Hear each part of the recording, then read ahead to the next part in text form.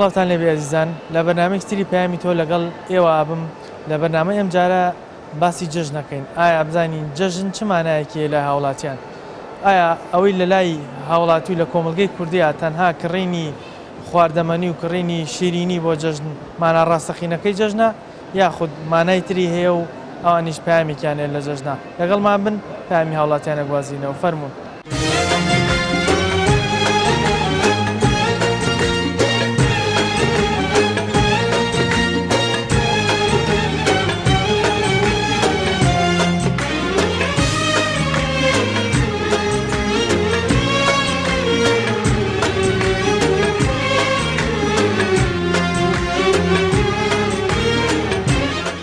جەژن خۆی سیمای ئاشتی و برایەتیە. وەڵی گەورەترین شت کە ئێمە بیکەین یعنی لەم ڕۆژەدا پێویستە هاوکاری فەقیر و فقەرا بکەین. جەژن بۆیە کە دڵت بەوە خۆشە کە خۆی گەورە لێو خۆشەوێت. جەژن ئاشتەواییە. عیلاقاتەکان پەیوەندە کۆمەڵاتەکان کەمتر بۆتەوە بەداخەواڵێ بەتاکی دەم جەژنان ئاینیە ینی دینیە ینی لە دینەوە هاتووە ئەم دوو جەژنە هەردووشی. ئەوەی پێویستە وەکو با بڵێین موسڵمان لە جەژنا بیکەین ئەرکی ئێمە چیە لەم جەژنانە؟ وەکو دڵخۆشیەکە بۆ خەڵک یەک بەس چۆنەڵێ هەموو ساڵێ عادا بێتەوە لەم ڕۆژە خەڵک بە شتێکی پیرۆزە وەکو پیرۆزی سێریەکەی تاوان نەبێ فەرقیە بێت لەگەڵ وەختەکانی ترە لەگەڵ ڕۆژەکە.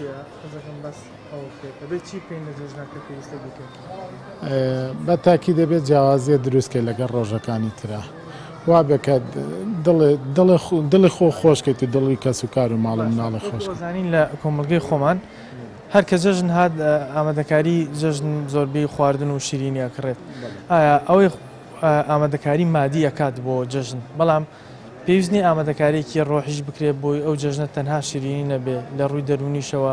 خۆشی و با بڵێن ئاشتەوایەک لە کۆمەلگایە دروستکە لەگەڵ چواردەوەرەکە دروستکە. ئاخە بە تاکید خۆی ئەو شتانە بۆچی یەکەی کە لە خواردن و مەسەن جلی تازە و بۆ شتانە دڵە خۆشە بێ دڵی ماڵ و مناڵ خۆشەکەی دڵی کەس و کار خۆشە بێ ینی فەرقێکیە بێ لەگەڵ ڕۆژەکانی تر. ئەسلی بابەتەکە دڵخۆشکردن و لە ڕووی دەرونیوە دڵخۆشکردنە شیرینەکەش وەسیلەیەکە بۆ بە تاکی دەوەش بۆ دڵخۆشیەکە ینی لە دڵخۆشیەوە. پامی تۆ لە جەژنا بۆی کێوە پیرۆزبایی لە کیەکە؟ بە تاکیت پیرۆزبایی لە هەموو سەرجەم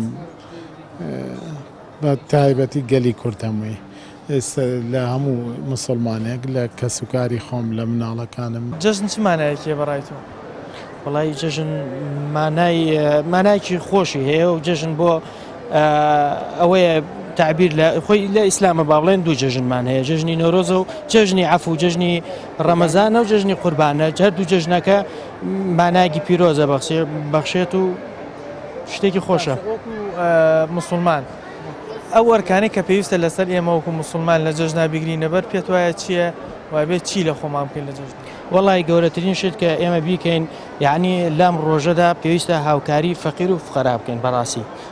خەڵکانێکی زۆر هەیە فەقیرە خەڵکانێکی زۆر هەیە پێویستیان بەوەیە کە هاوکاری بکرێن باشترین شت ئەوەیە کە هاوکاری ئەو مناڵی هەتی و خەڵکی فەقیر وانە بکرێت. پەیامی تۆ لەسەر جەژن چییە؟ چ پێناسەیەکی لێت؟ لای من پیرۆزبایی جەژنی قوربان لە هەموو بینەرانتانەکەم لە هەموو مسلمانان. جەژن بەلای منەوە مناسبەیە کە ڕاستە لە دینی ئیسلام داهاتوە بەڵام زۆربەی ئەدیانەکان جەژنیان هەیە. ئەم جەژنە بۆ ئەوە دانراوە زیاتر ئاشتەواییە بۆ ئەو کەسانەی کە عاجزی هەیە لەم جەژنەدا وەکو لە دینە هاتووە کە پێویستە لەو جەژنەدا گردن ئازایی لە یەکتر بکەن سەردان و هاتوچۆ نوێ بێتەوە دۆستایەتی و خزمایەتی نوێ بێتەوە لە گەڕەکەکاندا هاتوچۆ لە بینی دراوسەکاندا دروست بێت. بەخشینی شیرینی و چکلێت و نقڵ چ پەیامێکی هەیە کە تۆ شیرینیەکە بەخشی بە کەسێکیان لەو کەسانی کە سەردانتە؟ شیرینی هەر بۆ خۆی مانای خۆی هەیە کە دەڵێ شیرینی ئەی بە بەرامبەرەکەتی وەک ئەوە وایە کە پەیامێکی تری لە پشتەوەی شیرینیەکە کە ئەنەما من بەهاتنی جەنابەت دڵخۆشم بۆیە پێویستە شیرینی لە ماڵەکەم بخۆیت ینی ئەو پەیامەی پێڵێ کە هاتنی ئێوە بۆ لای من دڵی خۆش کردوم کاتێکی خۆشە بۆ هەردوو لامان ولا زۆر جار وا هەیە ئێمە مەسەلەن دوو دۆست دوو هاوڕێ دوو خزم یەکتر نبینین ئیلا لە مناسەبەکانی وەکو جەژنا یەکتر دەبینن حتمما ئەگەر یەکێک لە دوورەوە هاتووە یاخود دەمێکە تۆ نەتبینیوە حەز دەکەی کە تۆ پێشوازی لێ بکەی بە بەخشینی شیرینی.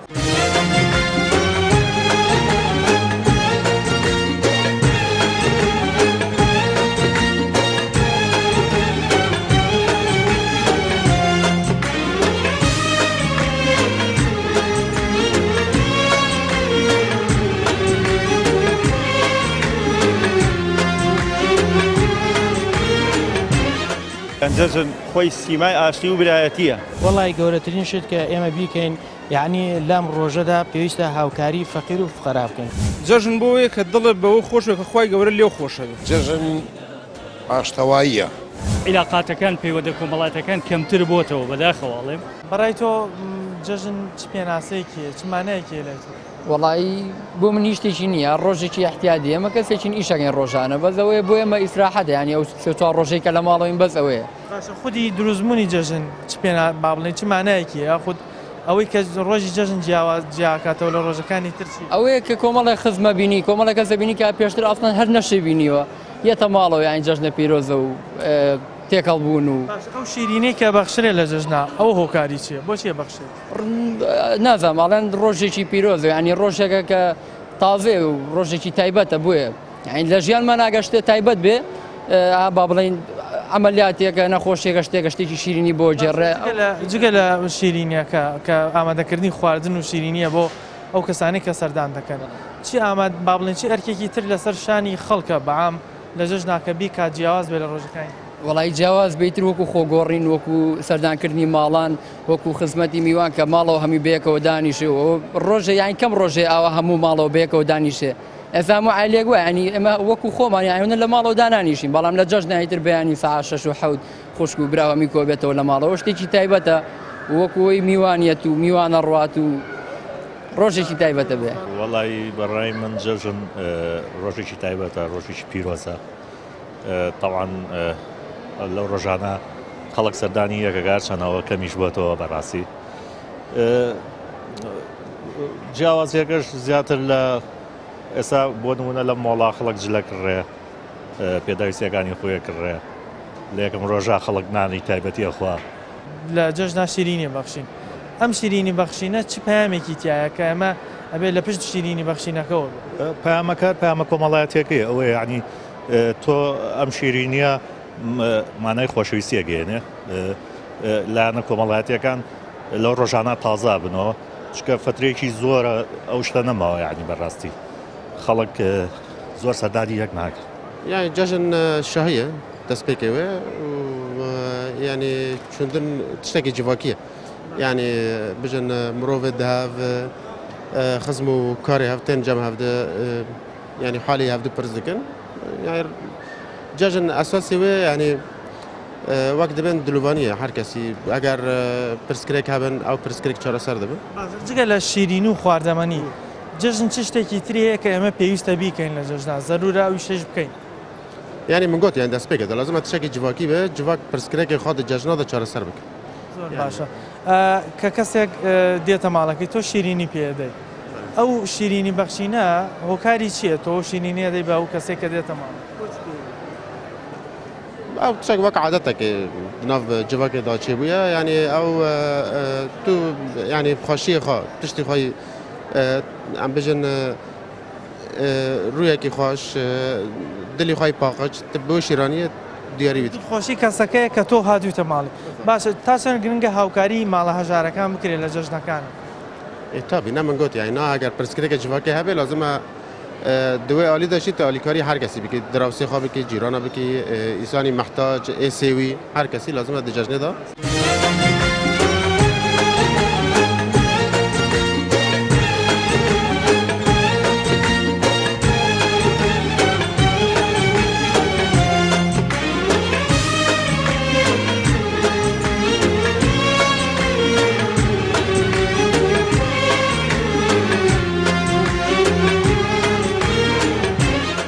جەژن خۆی سیمای ئاشتی و برایەتیە. وڵی گەورەترین شت کە ئێمە بیکەین یعنی لام ڕۆژەدا پێویستە هاوکاری فەقیر و فقەرا بکەین. جەژن بۆیە کە دڵت بەوە خۆشە کە خی گەورە لێو خۆشەوێت. جژن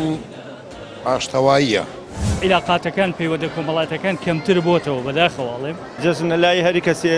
مانایەکی خۆی هەیە. وڵی لای ئەمە جەژن بەلای دینە ئێمە سەرکەوتنی مسلمانانە بەسەر بۆ عیبادەتکردنە بۆ خۆشیە بۆ ئاشبوونەوەیە بۆ ئەو شتانەی لە ئێمە. جەژن جگە لە کڕینی شیرینی و خواردەمەنی چ پەیامێکی تری تایە کە ئێمە بتوانین بیکەنە دەرفەتێک بۆ ئەوەی بتوانین زیاتر لەگەڵ چواردەورەکەمانە چاک. وڵا قوربان گیان جەژن خۆی سیمای ئاشتی و برایەتیە لەبەرەوەی جەژن بۆ خۆشیە بۆ بەختەوەریە بۆ پاکیە بۆ یەکسانیە لەبەرەوەی ئەگەر ڕاستیەکەی بکۆڵیتەوە. وڵاهی معنای ئەستی جەژن نازانم وەکو جاران نایبینم بووم وەکو جاران بینی کۆمەڵێکی خەڵکامش و قەڵەباڵەکە و نەکاکات و تامێکی چێژێکی نیە لای من نازانم وەکو کە بڵی باسکەی. چی پێویستە لە جەژنا بکرێ لە عەسڵی جەژنا بێ بکرێ و ئەرکانە چین؟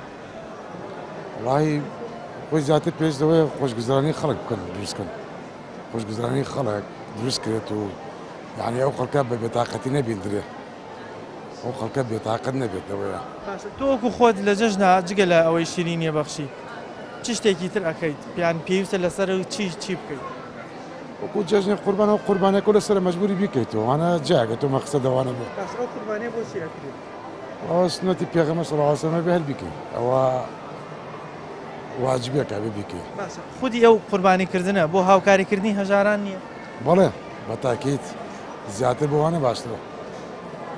بۆ خۆی دراوسەکانە کرد بوونش بنەبێ بۆیان بەری بەڵام لامان کاتە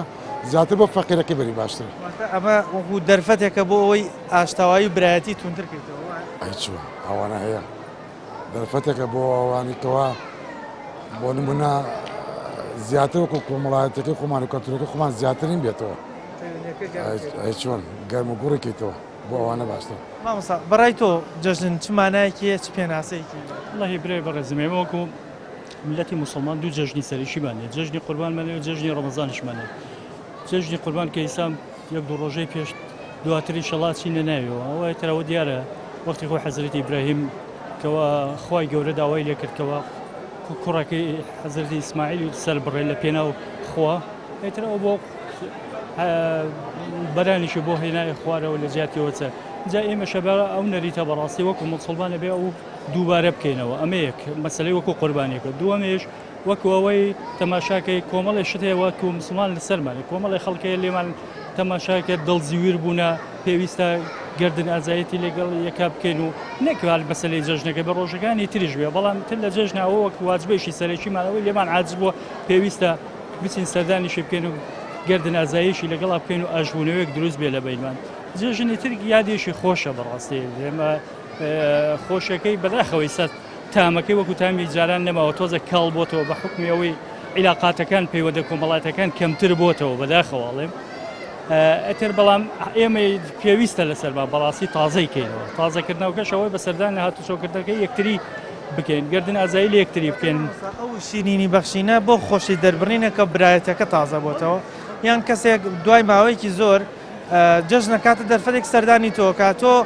خۆشی دەربڕین بۆ ئەوەی کەم کەس سەردانی کردو شیرینی پێوە بەڵێ بە ڕێگەوەیە ئەوەیە مەسلەی خۆشەویستیەکەی بەرامبەر بە یەکتری تازەیەکەینەوە لەگەڵ یەکتریا بە بەرامبەر بۆ شیرینی دەربڕێنێ. بێگومان چۆن شیرینەکە خۆی ئەلە دەم و شیرینکە معناوایە تۆ لەوێ دڵخۆشیەک بۆ کەسە ئەبەخشیت یعنی ئەوە معنای چیە معناوایە تۆ لای منە بڕۆی سەلامێکم لێکەیەی تەوقەیەکم لەگەڵاکەی من دڵم خۆشترە بێوانە ئەگەر بە شێوەیەکی ناشرین هەڵسوکەوتم لەگەڵا بکەی دڵم خراپە بێ جا ئەوە قسەکەی جەنابتە ئەم شیرینیە بۆ خۆشی و تەبایی و برایەتیە. ڕای تۆ لەسەر جەژن چییە چ پێناسەیەکی؟ بەخێر بێن وەڵی تر جەژن گردن ئازاییە و شیرینی خواردنەوە ئەمانەیە تا چەند گرنگە لە جەژن بکەینە دەرفەت بۆی هاوکاری چواردەورمان بکەین هاوکاری بە تایبەتی ماڵە هەژارەکان. وەڵی تر ماڵە هەژارەکان ئەوە خەڵک خۆی زانێ خەڵک یانیسە ئەوەی کە دڵی باش بێ ئەوانی کە خێرەکەن. وڵی ئەوەی من لە جەژن تێگەشت و بێتم جەژن ئاشتەواییە یعنی خەڵک ئاشتەکاتەوانێ و بۆنەیەکە بڵێم چۆن تێکەڵاوە یاخود با بڵێن ئەو شیرینی بەخشینە بۆ ئەوەیە کە تازەکردنەوەی و پەیوەندی کۆمەڵایەتیە یاخود ئاژبوونی و شیرینی معنای خۆشەویستی یعنی تۆ یەکێکە خۆش نوێ شیرینی نایتێ وایەوانە شیرینیش بەشێکە لەو پەیامی کە خەڵک لە جەژنا چۆن ئەملااو لای یەکتری ماچەکەن و خۆشەویستی خۆیان شیرینیەکەش هەر نەوعێکە لەوە من وای لێ تێگەم یاخود با بڵێن شیرینی وەسیلەیە بۆ ئەوەی ئەم جەژنە پیرۆز بکەین لە یەکتری و پەیوەندیەکەمان وایە خۆی جەژن زەرورە پێویستە ئەگەر جەژن نەبێت ئاشتیش نابێت بۆچی لە هەمیشە با بڵێن هاوڵاتیان جەژنەکانەکەنە دەرفەت بۆ ئەوەی هاوکاری زیاتری هەژاران بکەن یاخود چۆن پێویستە هاوکاری هەژاران بکرێت لە جەژنەکان وایە بە حقیقەت پێویستە ئینسان ئەگەر توانای هەبوو بە پێی توانای خۆی بتوانێت هاوکاری خزم و کەس لە پێشا بە دەرەجا ئەوەی کە خزم و کەس لە خۆیەوە نزیک بێ ئەگەر هاتوو لەوەشەوە دراو سێ نزیک بە پێی ئەو کەسانێک کە لی نزیکن بتوانێت یارمەتی خەڵک باش شتێکی زۆر باشە و زۆر چاکە بەڕاستی جەژن من بە پێویست و بە زەرور ێزانم لەبەرەوەی جەژنەکە خەڵک کۆکاتەوە جەژنە خەڵک ئێستا خەریکی شەوا پێ وڵم خەریکە تۆزێک بەڕای تۆژوانە تۆزە خەریکە جەژن کاڵە بێتەوە وەک جاران نەماوە گەرم و گوڕەکەی جارانی نەما جەژنەکان هەمیشە پەیوەندیەکان پتەوترە بن برایەتی و ئاشتەوایەتی پتەوترە قەت وایە من لە خۆم جار هەبووە لەگەڵ کەسێکە لە جەژنە ئاش بینێتەوەم لاو لە یەکتریمان ماسکە جەژن وایە یعنی هەردوولاتان هەم تۆ ئەوی بەرامبەر لە جەژنا چۆنەڵی زیاتر ئامادەن بۆ ئەوەی واز لەو عازیە وایە جەژن هەلێکە بۆ ڕێئەخا کە تۆ هەلێکە بۆ ڕێخا کە تۆ ئەو بوخزوورقەی لە دڵتایە یا ئەو عاجزەی لە دڵتایە نەبێنڵی بەهۆی جەژنەوە با بچم ئاشتی کەمەوە مامۆستا جگە لە جەژن لە ڕۆژەکانی تر ئینسان لەوانەیە هەست بەوە بکا بڵێ من ناخۆشە من بڕۆم بڵێ ماش بە بەس جەژنەکەوا نییە ئەڵەی جەژنە و وەکو ئەرکێگەی بینی لەسەر شانی بزەبت وایە قسەکە تەواوە جەژن وەسیلەیەکە ینی تازە بڵین کەلتورە عادەتە کەلتورێکی جوانە و زەروریشە بە زەروری زانچکا گەر بێت و جەژن نەبێت ئەگەر هەر مناسبەیەکی وەکو جەژن نەبێت وەکو پێم وتی ناکرێت هەر بەردەوامە بێت هەمیشە جەژنەکان هاوڵاتیان و مسلمانان کردویانە بە دەرفەت بۆ ئەوەی لە ڕێگەی بەخشینی شیرینیەوە خۆشی خۆیان دەرببڕن کەوا ئەم جەژنە تۆیە کە لە دەرەوەی ئەو خێزانەی سەردانت کردوونەوە یاخود کەسێکی و خزمی ئەو خێزانە یاخود دراوسیان یاخود ناسراوێنی کە سەردانی ماڵەکەکەی بۆ خۆشی دەربڕین بەوەی کە سەردانت کردوون یاخود پەیوەندیەکەت تۆختە کردوێتەوە شیرینی پێ بەخشن لەبەرەوە هەمیشە شیرینی بەخشین ئەسلی بابەتەکەی بۆ خۆشی دەربڕین و پتەوترکردنی پەیوەندیەکان بۆ وەسیلەیەک بۆ ئەمە هاوڵاتی تر زیاتر ئەدوێنین بزانین ئەوان لەسەر جەژن و پەیامی جەژنیمان پێڵێن ئێوەش لەگەڵمان بن.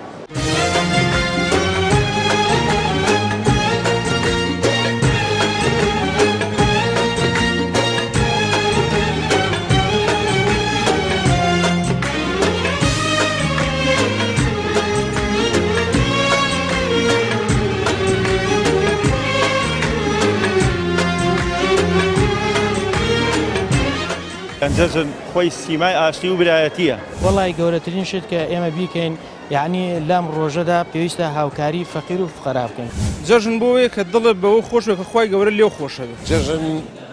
ئاشتەواییە عیلاقاتەکان پەیوەندە کۆمەڵاتەکان کەمتر بۆتەوە بەداخەواڵێم جەژن ئەو ڕۆژەیە سبەینێ ئەبێ ئەوەی کە خۆی بە مسلمانە زانێ فەرز نییە بەڵام وەکو ڕۆژێکە کە خێرەکەی ئەوەنە زۆرە ساڵێکی پێشوو و ساڵێکی کە دێ خێرەکەی کە گوناحەت ئەسرێنێتەوە ڕۆژ عەرەفە باڵێ ئەمە یەک دووهەمیان بە نسبەت جەژنەوە جەژنی قوربان ئەوەیە کە هەنێ خەڵکێ ئەگەر ئیمکانیان هەیە بتوانن قوربانی بکەن بۆ دابەشکەن بەسەر ئەو خەڵکانی کە فەقیرن بەتایبەت دراوسی خۆیان بن لە دراوسەکانەوە دەست پێ بکەن ئەمە کارێکە ینی خی گەورە پێی خۆشە و هەم ئەجرێکشی هەیە بۆچی لە جەژنا ئێمە شیرینیە بەخشین کاتێک کەسێک دێت بۆ ماڵتان بۆ نمونە برادەرێکت خزمێکت دێ بۆ ماڵیەوە تۆ پارچەی شیرینی پێبەخشی ئەو شیرینە مانای چی؟ ئەو شیرمانەوەیە کە تۆ دڵخۆشی بەو کەسە کە تۆ سەرفرازی خۆشحاڵی بەو کەسەی کە دێ بۆ لاو کە ینی شیرینی بەمانەیە ئەوەیە کە من ینی خۆشحاڵم بە جەنابێ بەو کەسەی کە دێ بۆ لام واتە شیرینەکە وەسیلەیەکە بۆ ئەوەی خۆشحاڵی خۆت دەربڕی بۆی کەسەکە سەردانی کردو. بەڵێ بەتاکی دوایە. جگە لە ئەم شیرینیە چه ئامادەکاریکە ڕۆحی پێویستە ئێمە بیکەین جگە لە خواردن و ئامادەکاری جلوبەرگ تاوەکو ئامادە بین بۆ جەژن ئەوانی کە پێویستە لەسەرمانە و خاڵانە چین بیکەین کە جەژنەکە بۆکو خۆی پێکاومان. وڵای ئەوەی خۆی پێخۆش بێ وەکو خەڵکێک هەیە کە ئیتر کەسی خۆتە دراوسی خۆتە وەکو دۆستایەتی برایەتی سەردانی خزم و کەسوکاری خۆت بکەیت ئەمە هەمخوای پێخۆشە ئیتر ئەوەی کە شتێک خوا پێخۆش بێتەوە بیکەیت حتمما با شتێکی چاکە. جگە لەوەی پەیوەندە کۆمەڵاتەکە بەهێز دەکەیتەوە ئەو پەیامەش ئەگەیەنیت بە خوای گەورە کە من لەمەر ڕەزامەندی تۆ ئامادەم ئاژنەوە و ڕەنگە ئەگەر تاوانێکیشم بەرامبەرم کرابێ بەڵام ئامادەم لەبەرەوەی کە جەژنە من ئاژدمەوە لەگەڵ. بەڵێ ئەو کەسێک کەوا ینی سەرەکی چەند کەسێکە بۆ ینی ئاجزیەک بووە شتێک بووە لە بینیانە لەبەر کۆمەڵی ئەشکالی ماڵی دنیا ئەگەر تۆ بڕۆی بۆ لای ئەگەر من بڕۆم بۆ لای ئاشتی کەمەوە حتمما خوای گەورە گوناحەکە لەسەر تۆ کەمتر دەکاتەوە و خێرەکەی زیاتر بۆ تۆ بێ. زۆر سپاس دەکەم. مامسا بەڕای تۆ جەژنیانی چی؟ وەڵی جەژن ئاشتەواییە شتێکە خوای گەورە دایان جەژنی قوربان و جەژنی ڕەمەزان شتێکە بۆ ئاشتەوایی بۆ خۆشیە شتێکە بۆ بە دەرەجەیەک قوربانی تیاکرێت جەژنی قوربانە ئەسڵەکە بۆ ئەوەیە هاوکاری هەژار بکرێت و خۆشمان پەیوەندیەکە بەێست بە دەرەجەیەک جەژن کە جەژنی قوربان بۆ ئەوەیە کە قوربانی تیاکرێت کە قوربانی تیاکرێت گەورەترین شتە لای خوای گەورە. دووەمیش دوایەوە تۆ لەگە دراوسەی خزم و کەسە هاشۆوەکەی دڵگرانیەکە بێت ئاشتەواییەکەکەی جەژنە پیرۆزەیەکەکەی ئیتر شتێکە ئیتر خوای گەورە ئەم دوو جەژنەی بۆ مسلمانان داناوە. تۆ کە من دێمە ماڵەکەیەوە پارچی شیرینیم پێدە ئەو شیرینە بۆشی بە کەسەکانە درێ لە جەژنە. وڵای بە کەسی عزیزە درێ و شیرینیە بۆ نمونە کەسێک کە عزیزە و خۆشەویستەیەکی سەردانیەکەیت بە کەسی عزیز شیرینیە درێت. هەر کەسێکت خۆش بێ و هاتە ماڵت ئەو شیرینە ئەمانەیە ئەوەیە کە من تۆم خۆشەوێ بۆ ئەم شیرین. بەڵێ باشە بۆچی لە جگەر لە ڕۆژی جەژن لە ڕۆژەکانی ترا ینی خۆمان بەعام ناتوانین کەسەکان ئاشت بکەینەوە یاخود عزی وەلا بنین بەڵام لە جەژنە ئاسانترە میشە بۆمان لەسەر بارەکەمان لەسەر سوکترە و زۆر بە ئاسانی ئەتوانی بەرامبەرەکەدا ئاش بکەیتەوە یان ئەو تۆ ئاش بکاتەوە. ڕاستەکەی جەژنەکە کاراسانی کردو بۆ کەسانی کە بۆ نمونە لێرەیە کەسەکان کە بەیەک ئەگەن لەو حاڵەتەیە زوو ئاژبوونەوە ئەو یەکتر بینینەوە ئاکات بە ئاسانی بەڵە بەڵە بە ئاسانی شتەکەی کاراسانی کردووە بۆ کەسانی کە زیاتر تەبای بکێتە بینی کەسەکانەوە. سەردانیکردنەکە بۆ کارە بۆ ئەوی ئەو جەژنە بکێتە دەرفەت بۆ ئەوی کۆتایی بە عازیەکە بیان. بەڵێ تۆ وەکو خۆت لە جەژنەکانە کەسە بۆ عاز بوو بن و ئاشت بوو وەکو خۆم کەسەکان بەڵێ هەبووە وەڵی خۆی زیاتر پچوەکان دەست پێشخەریان زیاتر کردووەک لە گەورەکان. پیرۆزبایی جەژن لە کیەکەی لێرەوە؟ پیرۆزبایی لە چیەکەم لە کەسە عزیزەکان مەکەم پیرۆزبایی جەژن لە مام مەکەم خاڵیشم نییە دایک و باوکیشم نییە تا پیرۆزبایان لێ بکەم. جەژنیانی چی مامۆستا؟ جەژن خۆی لە ئیسلام خوای گەورە بۆی دایناوە یعنی لە دوای عیبادەتێکی گەورە دێت لە دوای حەجکردن یعنی خوای گەورە ئەبێ مسلمان بۆ دایناوە مسلمان کە دڵی بۆ خۆش بێ سەباب بڵێن جەژنی ڕەمەزان لە دوای عیبادەتی ڕۆژوو دێت کە ئەم ڕەمەزان با بڵێن پێغەمبەر صلی الله علیه و سلم فەرمێ من صام رمضان ایمانا واحتسابا غفر له ما تقدم من ذنبه هەچ کەسێ ڕەمەزان بە ڕۆژوو بێت ئیمانی بە خوای گەورە هەبێت و یعنی چاوەڕی ئەجر و پاداشتەکەی کە خوای گەورە لە گوناحەکانی خۆشەوێ ئیتر بۆچی خۆشبوونەوە جەژن بۆیە کە دڵت بەوە خۆش بێ کە خوای گەورە لێو خۆشەوێ یعنی جەژنی قوربانیش هەیە سەبا بڵێن لە دوای عیبادەتێکی گەورەتر دێت ئەویش عیبادەتی حەجە با بڵێن حاجیان لە ڕووی دینیەوە بەس بۆچی لە کۆمەڵگەی ئێمە لە جەژنا بە ئاسانتر عاجزیەکان وەلا ئەنرێ وەک لە ڕۆژەکانی کە ئەو بۆنەیە کە ئیتر دانراوە یعنی ئەمە شتێکە با بڵێن بە هەر شتە و پەیوەستە بە کۆمەڵگە و میلەتی خۆی ئەمە کولتورێکی جوانە لە کولتورێکی زۆر جوانەوە بەڵێ ئەوە شتێکی زۆر چاکە یعنی زیاتر لە جەژنا خەڵک ئەس کەسێ ناکۆکی و ناتەباییە بێ لەو کاتێ ئاشە بنەوە بۆچی شیرینیە بەخشینەوە لە جەژن شیرینی ئەویش هەر کولتورێکە یعنی ناو کوردەواری خۆماندا یعنی پێوەست نییە بەدینەوە ئەمە شیرینەکە زیاتر لەوە چێ تعبیر بێ لەوەی کە هەر بۆکو عیبادەتەکە ئینسان دڵی بۆ خۆشەکە خۆی گەورە لێ خۆش بەمیش بەبوونەوەی کە دوای عیبادەتی گەورەیە ئەویش حەجکردنە یعنی ئەوێ مسلمان دڵی بۆ خۆشبێنەوەکو مسلمان لەو ڕۆژەدا تووشی تاوان و هەڵەکردن واتما مەسا ئەسڵی پیرۆزباییکردنی جەژنیش بۆ ئەوەیە کاڵی پیرۆز بێ عیبادەتێکی گەورەت کردووە وەکو ڕەمەزان وەکو حەجکردن کاڵێن پیرۆز بێ پیرۆزکردنەکەی ئەوەیە تۆ عیبادەتێکی گەورەت کردووە لێ خۆشببینی خوات بەدەست خۆی سنەتەکە ئینسان برای مسلمانی خۆی بینی وڵە تەقەبەل الله منا ومنکم صالح الأعمال خوای گەورە لە من و لە تۆشی قبولکە لە ئێمە و لە ئێوەشی قبولکە بە کردەوە باشەکان کردەوە باشەکان چیە لە ڕەمەزانە جەژنی ڕەمەزان ڕۆژوو تەراوی حۆمانەیە بۆ جەژنی قوربانیش ئیترە و ڕۆژووی عەرەفێ و یعنی حەجیشە جارێ ئەم جەژنە زۆر مبارەکە ئەمە نۆمینەی حاجیان اینجا نۆمینەی حاجیانەوە ڕۆژێکی زۆر گەورەیە بۆچی خۆمان کۆمەڵگی خۆمان بە لە جۆژدا ئاسانتر ئەتوانین ئاشت بینەوە لەگەڵ یەکترا بە بەراورد بە ڕۆژەکانی وڵایی خۆی زانی چی ئیسا لە ناو هەموو میلەتەکانە ئینسان بەرکەوتن هەیە لە ینی مرۆڤەکان هەروە بەریەکە کەون هەیە دڵێشان هەیە لەسەر مەسەلەن شتێکە لەسەر ئیشێکە ناگونجێن بە یەکەوە جاریوە هەیە بەڵام ئیتر جاریوە هەیە ئینەکان بەشەرەکان یعنی ئەمە خۆی فەرقیان هەیە ئیسا لە ناو میلەتی خۆشمانە هەیە لە ناو کووردا شیرینیە بەخشینەوە ینی کە تۆ دێتە ماڵی ئەمە من پارچەیە شیرینیت شیرینەکە هەروە شیرینەکە کاکە شتێکی وەکو خۆشەویستیە ئەگەر تۆ بێی مەسەلم بۆ ماڵەکەی من ئەگەر بێت و یا ئەو چکلاتە تەقدیم نەکە یا چایەکە تەقدیم نەکەم یعنی ئەوە ساردیە نوێنێ ئەمە شتێکە لە کۆنەوە ئەمە گەرم و گوڕیە بۆ ئەوی خۆشحاڵی خۆ دەرەبڕی کە شتێکی کە خوای گەورە پێی خۆشە ئەمە جارێ ئەم جەژنە زۆر گەورەیە بێ لە جەژنی ڕەمەزان لە هەموو جەژنەکان گەورەترە جەژنەکانی هەمیشە جەژنەکان هۆکار بوون بۆ هاوکاریکردنی خەڵکی هێژار بەڵێ اینجا ئەم جەژنەی هاوکاریە بۆ هەموو فەقیر وەژار لە هەموو جەژنەکان گەورەترە ئای تەبان قوربانی تایە ئەمە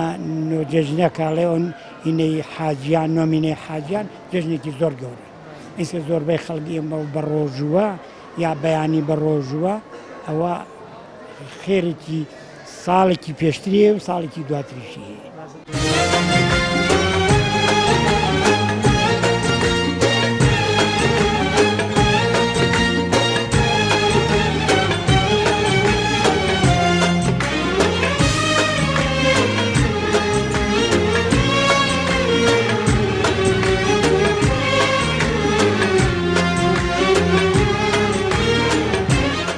جەژن خۆی سیمای ئاشتی و برایەتیە وەڵی گەورەترین شت کە ئێمە بیکەین یعنی لام ڕۆژەدا پێویستە هاوکاری فەقیر و فقەرا بکەین جەژن بۆیە کە دڵت بەوە خۆش بێ کە خوای گەورە لێو خۆشەوێت جەژن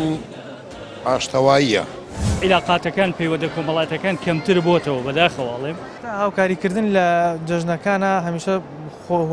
هۆکاری دروستبوونی جەژنەکانەوە یاخود با بڵین بۆ ئەوەی هاوکاری فەقیر بکرێت وەکو جەژنی قوربان کە ئێستا ڕەنگە لە سبەینی و دووسبەی تر جەژن بێت قوربانیکردن و بەخشینەوەی گۆشت بە ماڵە هەژارەکان پێم وایە یەکێکە لە شیعارە گەورەکانی بەڵێ خۆیەوە شتێکی باشە بەڵام لە بری ئەوە من پێم باشە یعنی ئەو بەڕاستی وەکو قوربانی ڕاستە شتێکی پیرۆزە و هەیە لە ئیسلام هەیە بەڵام لە بری قوربانیە پارەکە بدرێ بە خەڵکە فەقیرەکە لەوەشە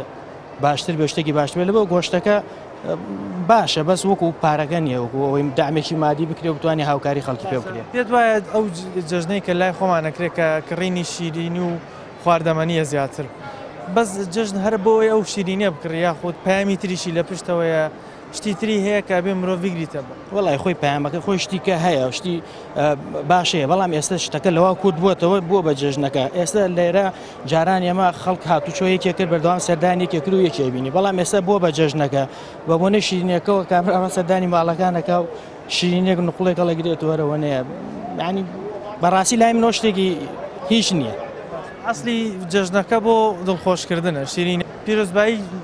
جژن بەمانەچمانەیەک دێ کە تۆ بە کەسێکەڵی جژنت پیرۆز بێ پێت وایە ئەو پیرۆزکردنە لە چ شتێک هاتووە کە تۆ بۆ کەسەڵە وەڵی پیرۆز بوونەکە چی خۆی جژن لایەنیشی دینی هەیە بەڕاستی تۆ کە پیرۆزبایی لەکەی لەو ڕۆژە هەر بە مەبەستی ئەوەیە کە با بڵێن بۆ بە شتێکی تەقلیدی ینی عادەتە هەر کە جژنیە تۆ هەر وشەی پیرۆزبوون هەر هەبووە هەر پیرۆزبایی لەکی تا چەند گرنگە لە جژنەکانە بیکەنە دەرفەت بۆی هاوکاری خەڵکانی کەم دەرامەت بکرێ بە تایبەتی جژنی قوربان کە بینین